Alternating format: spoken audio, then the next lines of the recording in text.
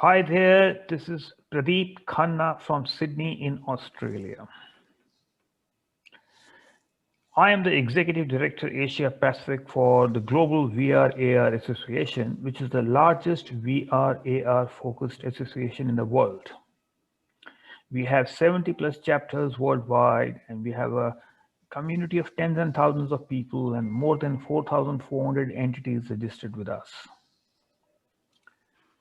At the cutting edge of thought leadership, we are going to present to you a very interesting case study today. A case study which is looking at social inclusion through VR. But more importantly, if I were to tell you, it is about how did we train people with special needs to be independent when traveling by public transport in Denmark. So today we have two leaders, Sune Slot, who is senior advisor as well as program manager with Rodolph Municipality in Denmark. And we have Gulshan Puswani, who is the delivery head with Robert Bosch Engineering and Business Solution, the global giant. Together, we will walk you through the case study. We will walk you through what happened, how did they go about it, what was the outcome. So stay tuned. Let me kickstart by asking both these gentlemen to tell us something about themselves as we move across to the case study. So kickstart with Gulshan.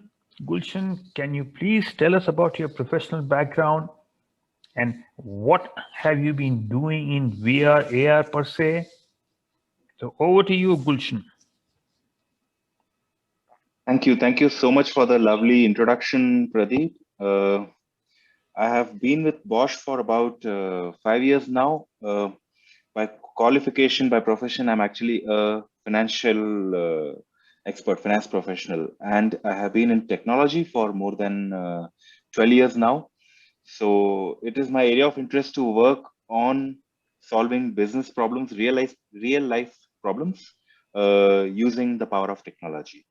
Last few years, I have been working on augmented and virtual reality related projects, and that is how I got in touch with Sune, and we have been working on this topic. Fabulous. So from Sydney, where I am based, to Gulshan in Bangalore, where he is based, we now go to Denmark. And here we have Sune Slot.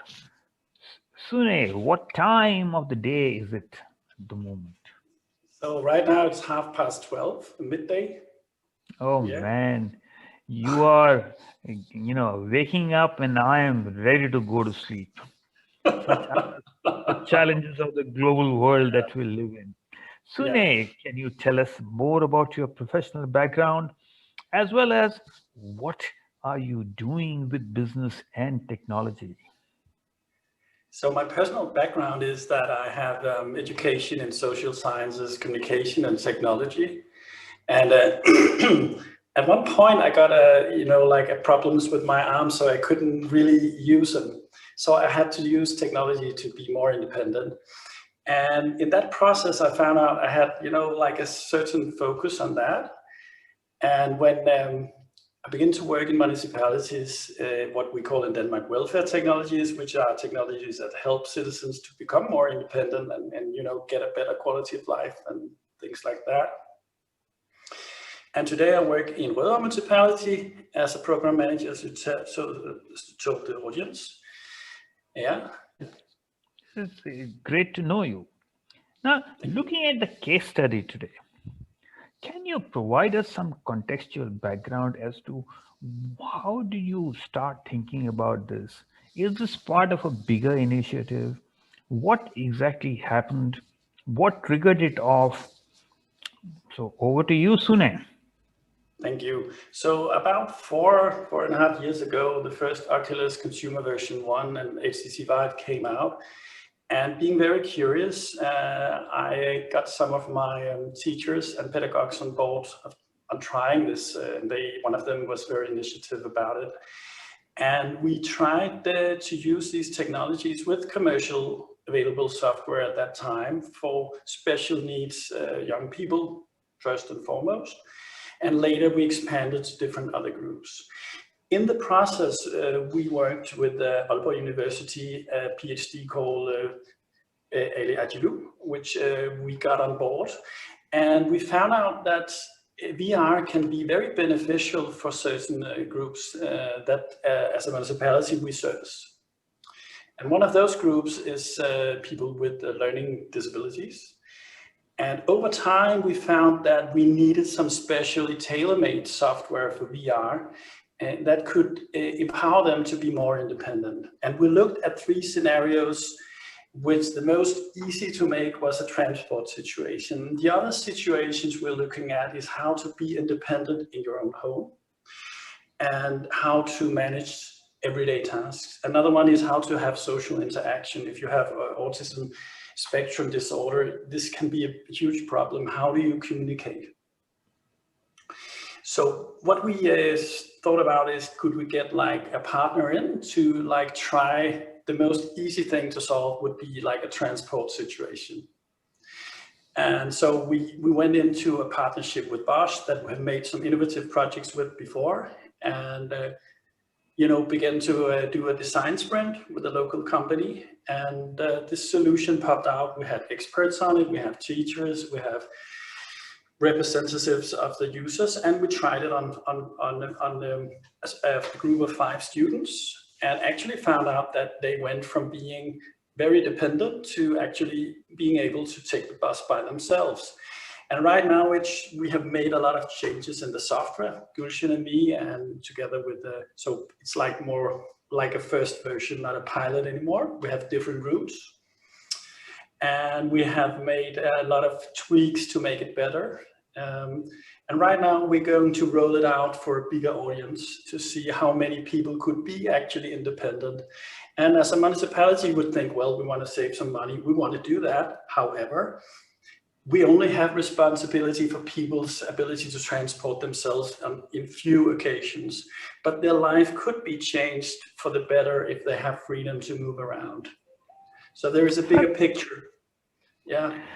So one thing which comes to my mind is that, you see, there is a social objective. But considering that money is being spent, so did you make a business case? Yeah, we made a business case, however. So we know how much we spend on transport every year in the municipality. However, we still don't know the extent of how much change we can make with this yet. And we'll have to see over time. So, but considering it's not just 1 year, it's many years ahead. Every year we use money on taxis and small buses and things like that to transport people who cannot, get out themselves. Either they have anxiety or other disorders, maybe they have learning disabilities. And so the case grows if we help someone being more independent. It's not just this year, it's all the years successive. So we want to look into a solution where we can train successively to be more competent in everyday life in many aspects. And one of the things we're looking into the being home independent right now. With I just want to mention, we want to see if it's possible to make people be home independent with the HoloLens 2 together with Bosch and Microsoft. We also have a conversation about this and see if we can guide them in their home or educate them how to, turn on the stove, how to do the laundry and stuff like that. And that's also a step. So part 2 of our idea or vision is actually beginning to come to fruition, and we're still working on the bus simulator as well. Yeah. So okay. So Gulshan, coming to you, Now, first of all, I love your passion. Man, from a finance professional, you are now into delivering technology solutions, and that also emerging technology solutions. This is exactly, when I tell people that they must follow their passion. Of course, the challenge is who pays the bills when you follow the passion. Now, Gulshan, when was Robert Bosch involved in these discussions? Were you there in the initial scoping phase and all the way through, or when did the engagement become? So we came into the picture, luckily for us, we came into the picture quite early into the discussion. So when Sune was looking for technology partners and we were still trying to finalize what kind of a use case would be the best one, it is around that time when we started coming together. So the design sprint, which Sune mentioned, was fortunately that design sprint was done before the COVID pandemic lockdowns came into effect. So we had our experts travel down to Denmark. We had a joint sprint and a lot of understanding, a lot of clarity emerged out of that. So right from there, we have been working together, trying a lot of different options, approaches. There were quite a few places where during the project we had to do course correction because what we thought might work in the beginning did not really pan out. So there was a lot of learning and course corrections along the way. So yeah, quite early into the process, we were working together. Do you have something to showcase of what your journey has been on this project or case study? I would love to share a video of this entire Okay. story. And Okay. if you could give me a moment, please. Adolescent students with autism spectrum disorder (ASD) and attention deficit hyperactivity disorder (ADHD), life is difficult and performing basic activities is a challenge. Bosch and our commune together decided to make a change using virtual reality. Here VR is used to simulate a bus ride. Throughout the journey, our friendly guide helps the kids navigate the city and accomplish tasks while imparting knowledge. Virtual reality offers flexible learning environments that minimize errors, time, and costs while improving users' motivation through a safe and enjoyable learning environment. As a result, students trained using the app not only enjoy the experience but could successfully take a bus ride on their own in real life.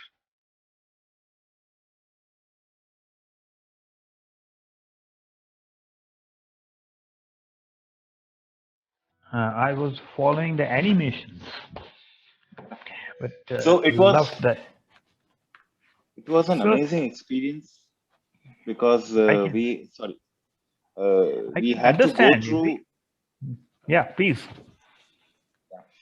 we had to go through an experience of teaching a student without them actually feeling that they are being taught. So gradually move from a stage of game and animation to a real world where they could actually take a bus and travel. And at the end of it, feel inspired to travel more, learn new routes. That's what we had set out to achieve with this training. So it must have been very fulfilling, to see the outcome of the result. But before we go on to the outcomes, I also want to circle back to Sune, because Sune, while I can see that you are passionate about it, but then did you really have to go about getting the other stakeholders on side? And was that challenging or was that easy?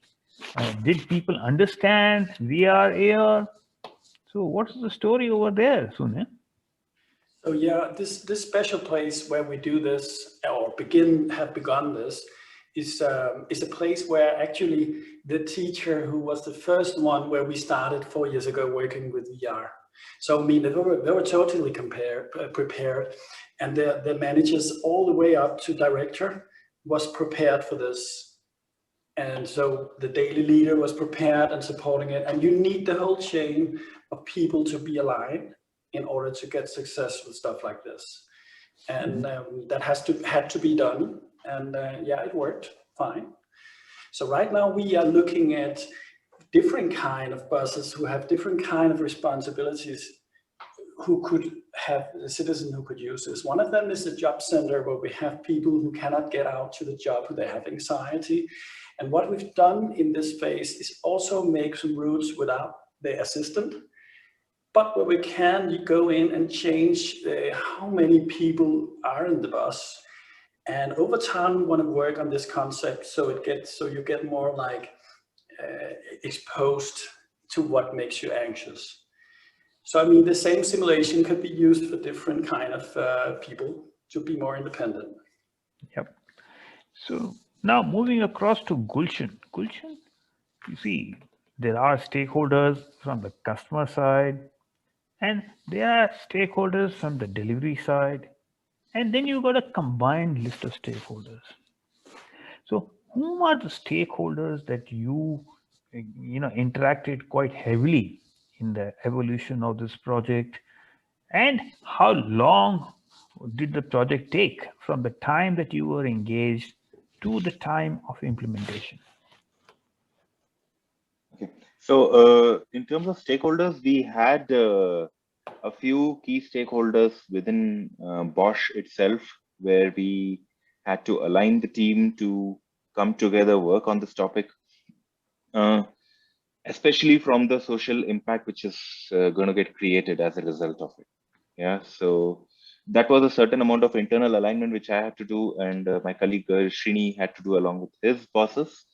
In terms of customer side, we had the teachers and the experts community who were also part of this entire discussion. And Sune was mainly the face for us for all such conversations. Sune was involved right from the beginning throughout the process, and working with them, installing the applications on their systems, on their headsets, and then getting it tested. There's a lot of coordination which happens when you're bringing these teams together. And of course, my development team over here back in India, some of those team members were quite passionate about solving this as a problem. And they went all the way to do the required research, which is there. So it's basically the right set of people who come together, which kind of gets us to the other side of it. What about the pedagogy side? What about the training side? Because end of the day, this is basically a training project, It is leveraging technology or emerging technology. It is looking at a certain application, but yes, how involved were the pedagogy and training people? Great point. So unlike typical IT solutions, the objective of our project was not to replace teachers, but to empower teachers and pedagogues. So where a typical training of a student could take weeks and a lot of traveling to train them on commute, here we are giving them a capability to train 4 or 5 kids at the same time through sessions in a controlled environment and in the same amount of time. So it kind of empowers those teachers, and they were very much on board. The experts on special education, experts on therapy. So this project did not just have to tick the flags on technology and implementation. It had to get an approval from the experts that yes, it will help children with special needs. It had to get a buy-in from teachers that yes, it will help them to teach better. Yeah. So all these stakeholders were brought on board, and thankfully with Sune and the school tie-ups, we were able to do that.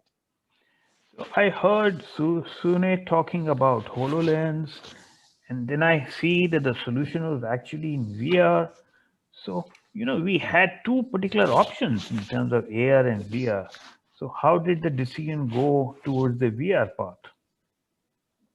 So while the initial evaluation was for HoloLens as an option, but we realized quickly that having to build this kind of a solution in HoloLens would have dependencies. So HoloLens devices themselves have to have an internet connectivity, and then you need to move in a bigger space, probably travel in real world and so on. So at one point we decided that virtual reality would actually make it a much more portable and a practical solution. And within virtual reality, we could zero down to Oculus headset because it has very good compute power on it and it can work untethered. So within a reasonably sized classroom, we can do the trainings much more effectively with much greater control on the user's environment within the VR experience. And basically the teacher can also see what the student is going through, what he's learning through the screen mirroring capabilities which are available in Oculus. So at that point, it looked like a more feasible, more scalable and portable solution, which is why we went with a VR experience. Okay. Sune, you see, I know that the project started in the pre-COVID days. So therefore, Gulshan and some members of this team came down to Denmark. But I think that part of the delivery happened when COVID had already come on board. Am I right in that? And if that be the case, how did you work through this global delivery model where you are sitting in Denmark and these guys were sitting in India and looking at the time differences? I know that these are very established processes insofar as global delivery in IT and business processes are concerned. But hey, we are talking about emerging technologies, So what's your take on that? So I can tell you that this, what we've done is the testing phase has been done with 2 webcams, and the whole team from Gulshan, the whole team from Compound Profession High School, which is the experts. So only me, the students, and the 2 teachers were present. And of course, we used alcohol, not on the lenses, but the rest. And we had, covers, so you couldn't get COVID. And everybody was looking through Zoom, and we recorded it and actually discussing what's happening in the background. And later, right now, we're working on a new project. I don't know how much we should say about that, Gulshan. Maybe you want to, but I can tell you that we have been working directly in VR through Spatial to try how is it to collaborate in VR, making a VR application. It has some advantages and disadvantages. In some situations, it's interesting in a sprint design, and some of is more like with VR and AR. Some use cases are perfect, and some are like it's better with Zoom or Teams, right? And did you pick up some Indian culture along the way? Yeah, I got this, and I got this one, and this one is maybe yes, maybe no. I don't know. It's like.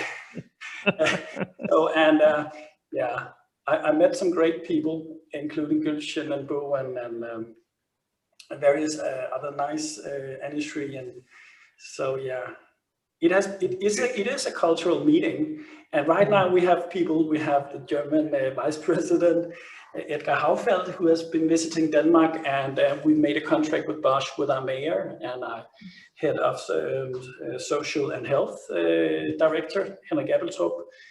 And so we, I mean, this is, and we have the Bowen, and we have the Indians coming in, and Srini, which is a IT boss as well, and we have Gulshan, and it's a big mess in a good way.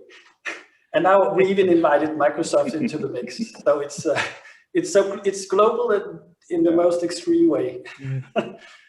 So this was the fun part. What about delivery, Gulshan? What were the timelines like? Was it in the RAD mode, agile mode? And what about the different phases between design, development, testing, and implementation? How did all that pan out? So like most IT projects go, we successfully exceeded our planned timelines. Oh, and so this was exceeded our time. This was one of those 5% projects which actually completed under budget and before time, is it? Oh, no. I said we successfully exceeded our timelines. Executed, okay. But what was the timeline? Like the entire project took how long? So this was intended to be a 3-month project. And by the time we were done, we had invested a little over 5 months in it. Yeah, but that was because of COVID also coming. Yes, there are multiple factors. So we need to understand a fact that this is very different from a typical IT project where you'd start with a very well documented scope and you have done it 100 times before and you know exactly how you'll go about it. Yeah, this is different. We were at a space where nobody has done a lot of things which we were trying out. So things are bound to fail, things are bound to get stuck, and which came up here as well. But between Rodover Commune and Bosch, we were very clear on what we want to achieve. Yeah, and there's a certain tolerance when things are going a bit out of track, and the intention to bring it back online. So that is what kept us going. And I mean, it hardly matters. The extra time which we spent in the beginning of a project hardly matters for me because after completing that phase, those learnings have given us a lot more clarity on exactly how we want to proceed now. There were challenges. We had difficulty sending builds. I mean, one of my developers sitting locally could have installed it in 5 minutes. It probably took us a couple of hours to get the installations done. So sending big files back and forth, sending a lot of, exchanging a lot of information, replicating issues, testing together. There are challenges which we went through, and the whole pandemic definitely did not help in that time. So yeah, it was also one of the factors. But all said and done, it was a great learning experience, and it has given us a lot of clarity. So I know precisely how I want to go next time when I'm taking this project, or next time when I'm taking up a new route. Excellent. And that is where I want to pick up on both of you, that Mhm. what were, say, two key takeaways in terms of lessons learned, Mhm. or things or good practices. Some Mhm. example, just two from you, Gulshan, and two from you, Sune.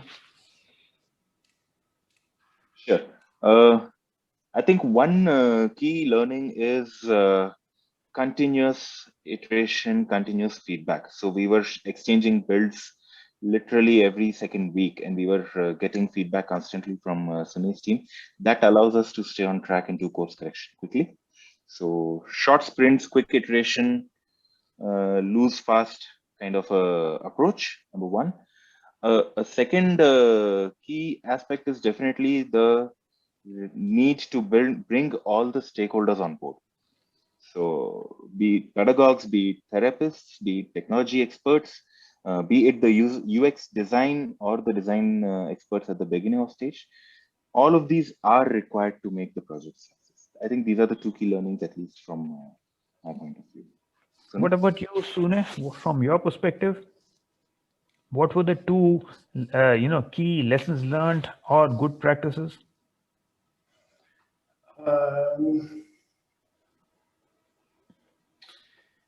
I mean, I think it's difficult to drag out something precisely. But I mean, you could try to describe everything.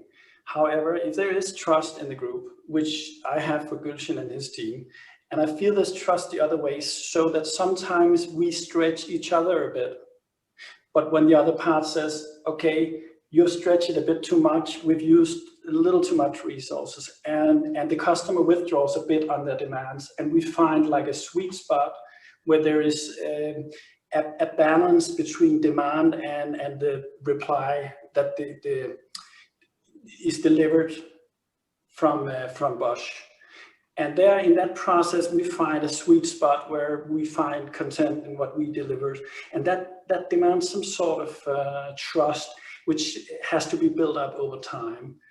And but it builds on the assumption that there is good intentions behind it, but there is resource limits on the other hand, and then we try to find out the balancing point in that.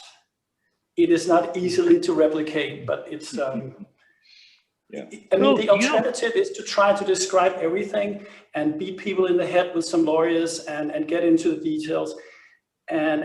But we want to be more in a space where there's more space for development and space for motivation. And I think that is a more viable process in the long run. see, what I'm finding great is that both of you did not mention anything about the technology side. And that is the way it has to be. End of the day, nobody is looking for VR/AR solutions per se. Everybody is looking at how can you make a bigger impact with it. Whether it is at a personal level in terms of enhancing experience, or at a social level in the social impact, or in terms of a business in terms of either enhancing business value or any other parameters. Technology is nothing but end of the day, it's a tool. Yes, and that is why we need to get rid of all those acronyms and the nuances of emerging technologies out of the equation ASAP kind of a thing. From here onwards, as a last point, Sune, where to from here? Are you kind of looking at, kind of a vertical trial or a horizontal trial? What that means is, are you looking at similar kind of pilots in kind of other target groups, or similar pilots or other pilots on the same target group? We're actually looking, the next step would be like a town, a full town VR simulated, where we can be up to 5 or even more citizens and or students and a teacher or a guide. And we want to do a full simulation where you can train social interaction, how to have different jobs, how to earn your money, how to interact, how to shop, how to go and get a package, how to go to the bank, and all the things you need to learn. And we have a lot of target groups who could benefit from that. We have people who have apathy, who have like a brain bleeding. We have people who have dementia. We have people with learning disability, we have people with anxiety. We have a lot of different groups where this kind of solution, the bus could be a part of it. You can take the bus to the town and back, And this idea is something that we have, together with Bosch, made a design sprint and have an idea about what to do. And because, I mean, what we want to do in the future is being social in VR. We want interaction, perhaps avatars to train different kind of social situations, how to spend money, how to use money, how to economize, have economy on your own personal economy. And all these things we think that VR could be interesting for. So yeah, so we have a big vision about this and for many target groups.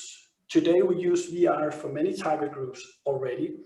And people with anxiety, we use it for exercising, physical exercises, from elderly to young people. In the schools, we use it for special kids. And we use it for various things, for teaching. We use it for internal use. We are right now experimenting on how to train co-workers in meeting citizens with psychic problems, mental health problems, how to meet them in a good manner, so they get more like more of their own wishes in how their life progress. So we're using VR in a lot of different areas, and we want to be market leading as in the public sector in the EU with this. And I think already at this point we're pretty good in the lead. And so if other companies or other people who are interested in us, we were ready to talk with people who are interested in being part of some of the other kinds of solutions we're looking into. Yeah. Okay. So, yeah. Gulshan, any last comment that you would like to make? No, I'm just, no, I don't have any other comments. Thank you for being invited. So if that be the case, then thank you to both of you. I certainly enjoyed it and I learned a lot. And I'm sure that our audience would have enjoyed it as well as learned quite a lot. With this, I say goodbye and I say bye to everybody, the audience and both of you. And enjoy your morning tea, afternoon lunch, evening glass of wine, or whatever it is in your part of the world. Thank you very much. And this is the journey that we are on, and we will get you regular updates in a couple of months as to how the initiative is tracking, what else is happening in this area. Stay tuned.